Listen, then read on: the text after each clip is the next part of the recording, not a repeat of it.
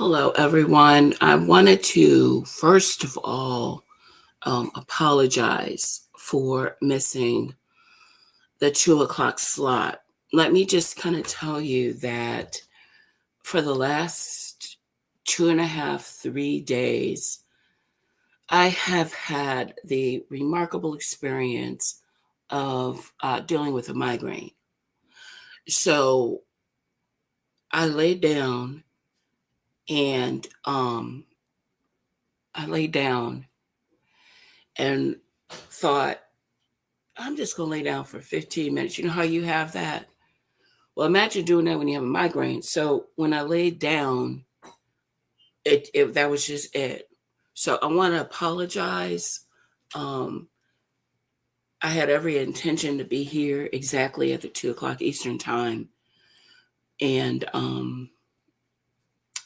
that was my experience. So I apologize that I missed you.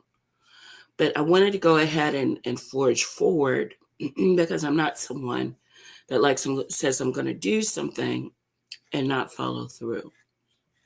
So this is the webinar for Elisha Space, and we are having a conversation around love and relationships, building healthy bonds post-trauma, and we're going to be doing this from a biblical perspective.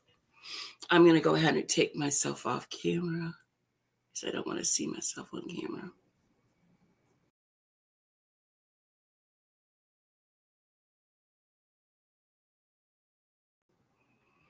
Well, I can't tell if you can hear me. So, all righty. I guess you will see me on camera then.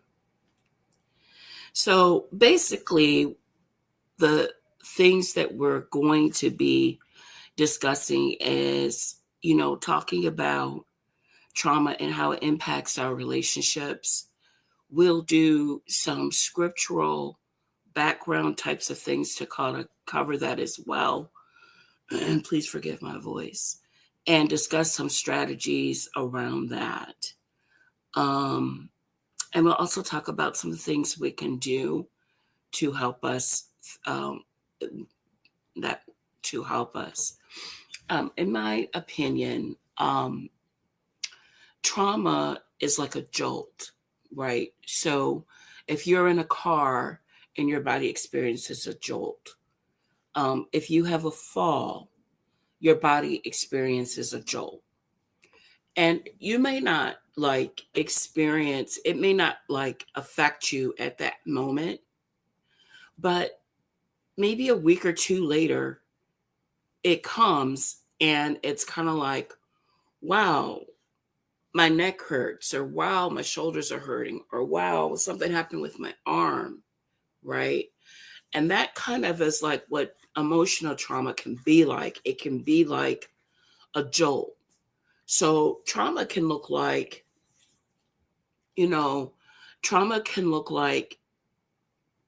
a death in the family, because that's a jolt, especially if you're not looking for it. Trauma can look like losing your job, because that's a jolt. Trauma can look like a breakup, right? So all of those things can be and classified under the world of trauma, right?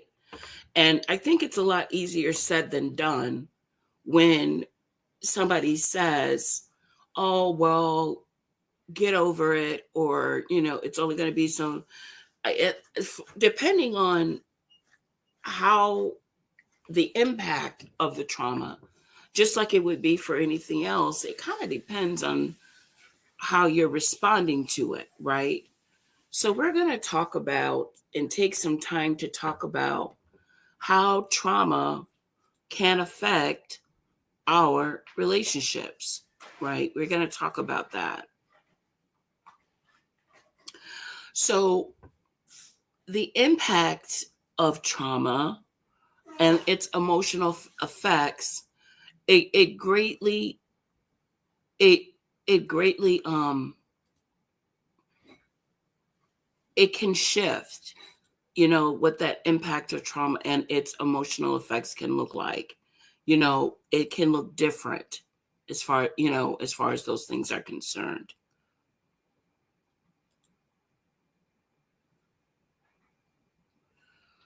So just one moment. I think I'm doing the wrong.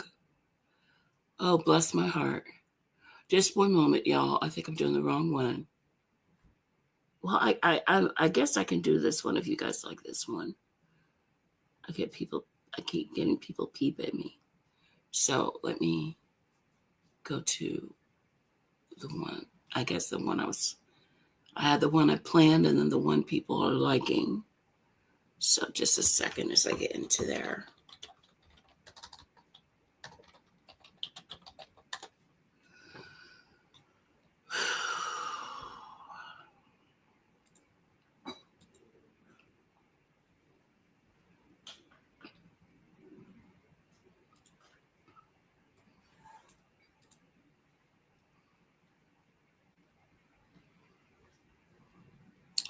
So the things that trauma can lead up to.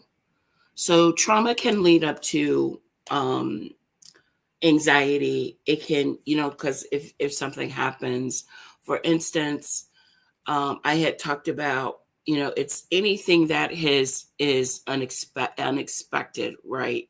So it can lead up to anxiety. It can lead up to anger, depression. It can impact how you move in everyday life. And it can also affect, how you move or how you perceive things from what happened in the trauma.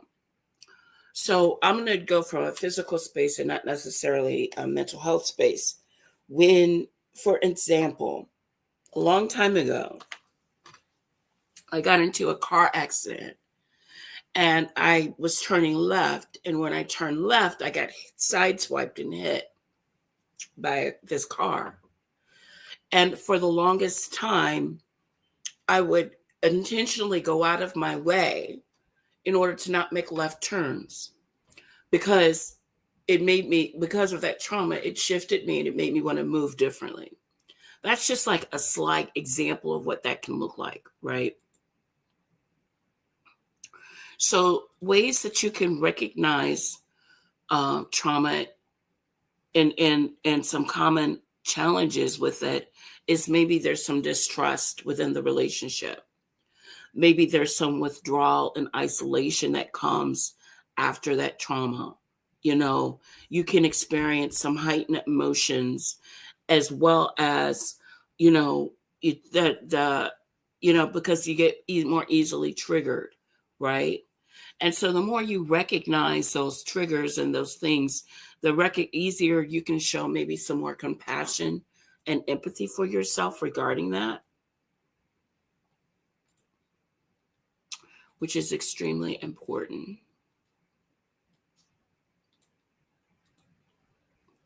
So some foundations of love that were in the Bible, in the Bible, it talks about how love is selfless, it's patient and kind.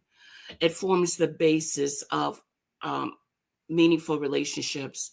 1 Corinthians chapter 13 is so impactful. I love that chapter. Love is patient, love is kind, all those kinds of things that they talk about. And then it's also emphasized in scripture how it is vitally important, how it's the foundation in relationships. As a matter of fact, God defines himself as being love. He says, I am love. He is the agape love, So there's several passages that talks about the importance of love and being its central thing and encouraging others to embody love within their own lives. A matter of fact, Jesus would not have, it's because of the love of God. John 3:16, for God so loved the world that he gave his only begotten son. If it wasn't for him, we would not know what love looks like, right? So there's that as well. Some biblical principles for healing and forgiveness is quite important when we discuss love, right? So forgiveness is essential for emotional and spiritual healing and promoting recovery and peace within individuals, and also encouraging one another. That's very important, especially when you're coming from a place of a trauma. And through and we receive healing from forgiveness. Um, we can experience from forgiveness improve mental well-being, and it can foster healthier relationships. And what I often tell people is that, forgiveness can be, it could be something, it's not always something that can happen overnight. It can be something that happens over time, right? So, some examples of overcoming trauma in scripture, what does that look like? We have the story of Job. Now, he had a serious trauma situation where Job pretty much lost everything. And then his friends that came over to him, they were terrible friends. So they were, I won't call them terrible friends, but I wouldn't want them around me, because they were constantly telling him, like, you must have done this, or you must have done that, or you must have done this. I mean, I want people that are going to support me and wish me well, So, but anyway, that we have the story of Job. And what I see within that story is an example of resilience, right? In the face of immense suffering, I mean, he lost everything. He lost his health. He lost his wealth. He lost his family. I mean, that was a lot. That was a lot. Another story of someone that had overcome trauma was the woman in the well, where she had severe rejection, where she would, and it highlights within the scripture where it talks about themes of acceptance, healing, and overcoming, her own personal trauma. And then, there's Jesus, or Yeshua, as some of us like to talk about. He dealt with extreme trauma. When you consider what happened at the cross, what his body went through when he was at the cross, what his experience was like when he was at the cross. Not just at the cross, but also what led up to the cross, the things that he had to deal with, and the Bible is full of stories of people that have had to deal with and overcome a trauma, deal with a jolt of some sort. So now we're going to discuss some strategies around building healthy bonds after we've experienced trauma. So I'm a big believer in, communication, having communication, fostering trust and honesty is essential for rebuilding those relationships. Expressing your feelings and your needs, talking about what you need within that relationship is extremely important. And then also, too, being honest and having dialogue around what's happening, feeling like you have a safe space where you can kind of discuss, especially if it's around a betrayal, right?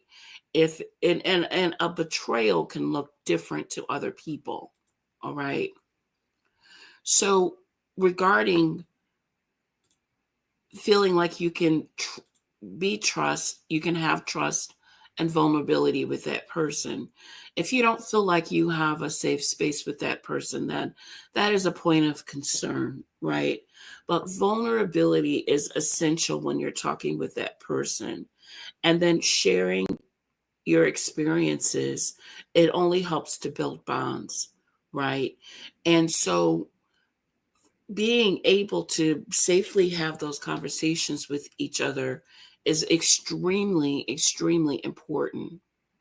And let's not dismiss the importance of having um, encouragement and being encouraged within your faith. You know, taking the time out to go into your safe space and, um, spending in within your own times of prayer and things of that nature in order to help you through these difficult times.